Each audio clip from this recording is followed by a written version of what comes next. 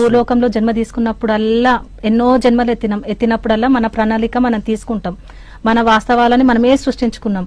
అదంతా ఇప్పుడు సీతారాములకి అంతా తెలుసు, ఇది మన వాస్తవమే, మన ముందుకు వచ్చింది, దాన్ని అంగీకరించాలి అనేది వాళ్ళు పట్టుకున్నారు.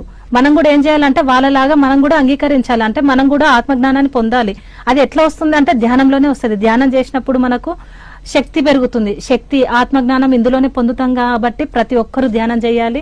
ఆత్మజ్ఞానం పొంది అంటే భార్య భర్తలు ఎలా ఉండాలి, అంటే కుటుంబం వాళ్ళతో ఎలా ఉండాలి, కష్టాలు బాధలు ఏ వచ్చినా కూడా దాన్ని ఎట్లా అంగీకరించాలి, అంటే సీతారాముల దగ్గర మనం ఏమేమి నేర్చుకోవాలి, మన గుణాలని మనం ఎలా ఇంప్లిమెంట్ చేసుకోవాలి అనేది మనం ఈ సీతారాముల దగ్గర తెలుసుకోవచ్చు సార్. నేర్చుకోవాలి ఏంటంటే స్నేహం, అంటే భార్య భర్తలు కాదు, ఒకరు ఎక్కువ కాదు ఒకరు తక్కువ కాదు, ఇద్దరు ఈక్వలే. ఇప్పుడు శివపార్వతులది ఎలాగైతే అర్ధనారేశ్వరి అలా సగం ఎలా ఇచ్చాడో ఒక భర్త ఒక భార్యకి అంతే రెస్పెక్ట్ ఇవ్వాలి. ఇప్పుడు ఎలా ఉంటదంటే సార్, భార్యాభర్తలు ఒక్క మాట మీద ఉంటే చుట్టూ అంతా మారుతుంది, ఆ కుటుంబంలో కూడా మారుతుంది. వీళ్ళు కొట్లాడుకున్నారు అనుకోండి, ఆ ఎఫెక్ట్ ఇంట్లో ఉన్న వాళ్ళ పిల్లల మీద అందరి మీద పడిపోతుంది.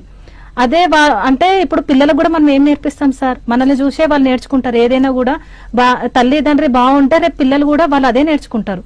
అది మన దగ్గరే ఉంది. అంటే మనం వాళ్ళకి ఏదన్నా పిల్లలకి ఏదైనా మంచి భవిష్యత్తు ఇవ్వాలి అంటే మనం మారాలి. ముందు మనం మారి ఒక తల్లి ఎలా ఉండాలి, ఒక తండ్రి ఎలా ఉండాలి, భర్తకి ఏదైనా కష్టం వచ్చిందంటే భార్య ఎలా సపోర్ట్ చేయాలి, భార్యకి ఏదైనా ప్రాబ్లం వస్తే భర్త ఎలా ఉండాలి, అంటే తోడు నీడగా ఉన్నప్పుడు ఏమైపోతుందంటే సార్ వాళ్ళకి ఎలా అంటే బ్యాక్ ఒక బోన్. ఇప్పుడు వైఫ్, ఇప్పుడు నా హస్బెండ్ ఉన్నారు, ఎలా ఉంటారంటే నా భార్య ఉంది, నాకు ఒక సపోర్ట్ ఉంది. నాకు ఎలా ఉంటది అంటే నా హస్బెండ్ ఉన్నాడు, ఆ ధైర్యం ఇవ్వాలి సార్. అట్లా ఒకరికొకరు కలిసిమెలిసి అన్ని చెప్పుకోవాలి. ఏ సమస్య వచ్చినా కూడా ఎదురు కూర్చొని పరిష్కరించుకోవాలి. ముఖం మార్చుకొని అటు వెళ్ళిపోయి ఇటు వెళ్ళిపోయి అది ఇంకా పెద్ద గొడవ అవుతుంది. ఎప్పుడైతే కూర్చొని పరిష్కారం చేసుకుంటామో అప్పుడు క్లియర్ అయిపోతుంది సార్. అంటే అర్థం చేసుకోవాలి, ఒకరినొకరిని అండర్స్టాండింగ్ ఉండాలి మెయిన్.